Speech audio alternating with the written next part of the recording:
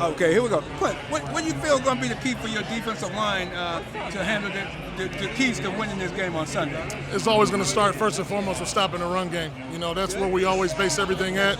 Try to make teams one-dimensional, and from there, obviously, it's just how we rush the passer and trying to keep Pat in the pocket. And it's a trial by error. You want to keep pressure on him, but you got to rush smart. You don't need to rush behind him.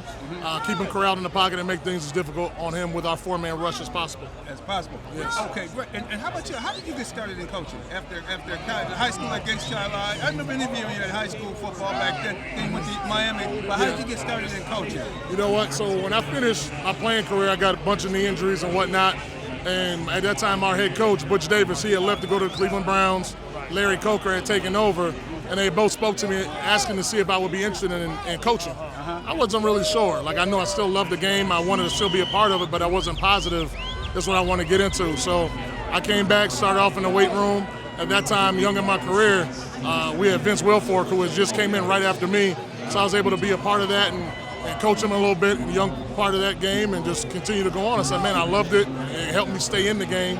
And the rest of that has been history since, and just keep on progressing. And you've been progressing. I know you were in Seattle for good. How did it feel to be a defensive coordinator? Loved it. You know, it was a lot of fun.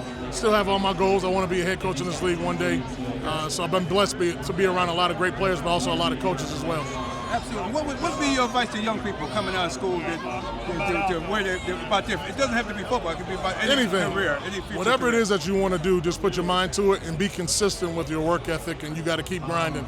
And there's going to be times when you get started in this thing early on. Financially, you may have to make some sacrifices. But if it's what your goal is, it's what your heart and your passion desires, then those things will come down the line. You know, just keep working, stay diligent in your pursuit for it, and it's going to work out. And network and communicate and talk to people. You know, you got to go out and go shake hands and meet and get to know people, pick people's brains. Knowledge is everything. You know, just never get to the place where you're comfortable and complacent.